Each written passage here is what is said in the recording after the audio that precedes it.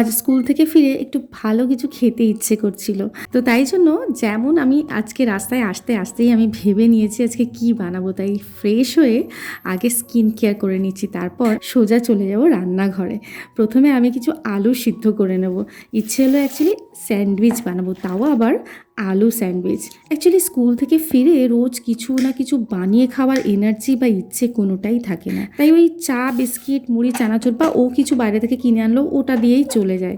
এখন এই glass কন্টেনারগুলো recent purchase করলাম, তোমরা দেখেওছো। এগুলো পরিষ্কার করে আজকে ফিল করছি। কয়েকদিন ধরেই ভাবছিলাম যে এগুলো এই কাজটা পড়ে আছে করব, কিন্তু হয়ে ওঠেনি। আসলে ভিডিও করার টাইমও পাচ্ছিলাম না, আর ভিডিও বানাবো বলেই কাজটা ফেলে রেখেছিলাম। তো যাই হোক, অ্যাকচুয়ালি যারা এরকম ভিডিও বানায় তারাই বুঝবে এর মর্ম। আর এখানে আমি কাউন্টার টপটাকে আজকে একটু ক্লিনও করেছি, অত ভিডিও আর দিলাম না। এখানে আলুগুলো সিদ্ধও হয়ে গেছে, কিছুটা কাজ আমি এগিয়ে রাখছি। অ্যাকচুয়ালি আলুটা আগে থেকে সিদ্ধ করে নিয়েছিলাম, আর মাঝখানে আমি কন্টেনারগুলো ফিলও করলাম। এর মধ্যে ওর আসার টাইম হয়ে গেছে, আসলে ও তো অফিস থেকে আসে দেরি করে। আর আমি এটাকে এখন আলুটাকে মেখে নেব।